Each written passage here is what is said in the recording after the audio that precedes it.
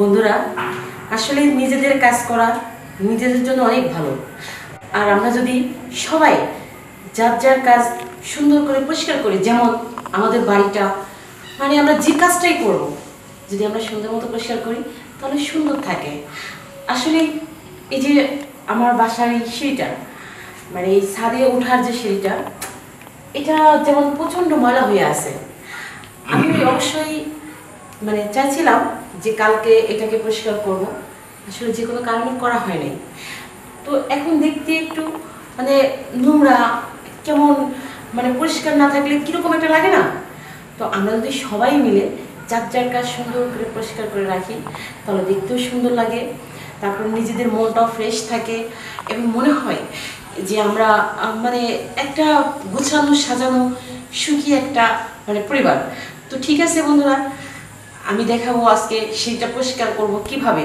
আসলে পরিষ্কার তো সবাই করতে জানে, কিন্তু কিভাবে করলে পরিষ্কারটা সুন্দর দেখা যাবে, মানে সেটা আরও বেশি সুন্দর হবে, আরও বেশি ঝকঝক করবে। আর হাইটে গেলে জানি মনে হইতেছে যে আমি মানে মানে সিঁড়ি না, মানে অন্য কিছুর মধ্যে হাইটে যেতেছি।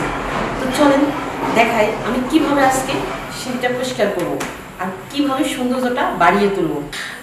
তো ঠিক আছে বন্ধুরা, তাহলে আমি আগে ঝাড়ু আর বেলচাটা নিয়ে আসি, তারপরে আগে ঝাড়ু দিয়ে পরিষ্কার করে নিই, তারপরে বাকিটা দেখাবো কিভাবে বুঝতে হয়।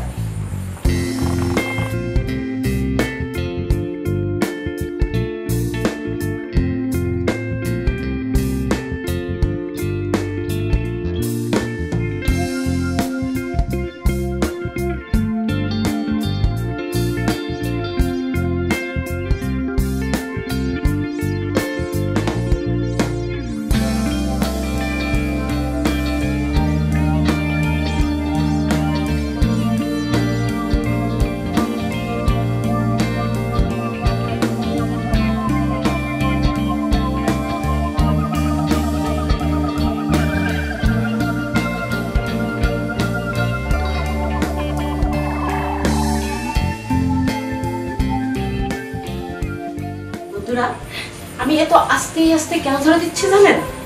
যাতে সিঁড়ির একটা কোনায়ও এতটুকু পর্যন্ত মানে একটু ময়লাও যাতে না থাকে, প্রত্যেকটা কোনা এমনি করে সুন্দর করে আস্তে আস্তে পরিষ্কার করতে হবে। ওই কথাই আছে না, মানে যত পরিষ্কার করবেন তত সুন্দর থাকে, মানে যে কোনো জিনিস। তো এই জন্য আমি আস্তে আস্তে ঝাড়ু দিতেছি আর সুন্দর করে পরিষ্কার করার চেষ্টা করতেছি।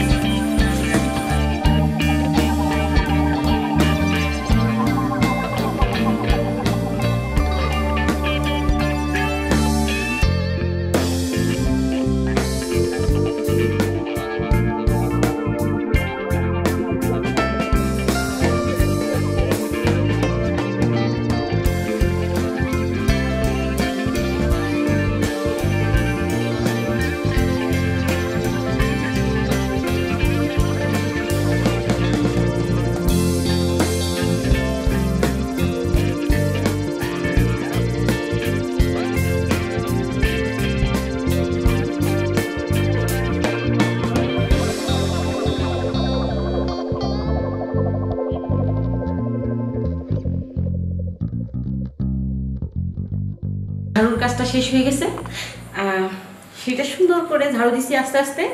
এখন আমি এক বালতি পানি আনবো আর একটা জুট আনবো, আর আইনে আপনাদেরকে দেখাবো কিভাবে সুন্দর মতো আস্তে আস্তে সিঁড়িটা আপনারা মুছবেন। ঠিক আছে, আমি পানি নিয়ে আসি, একটা জুট নিয়ে আসি।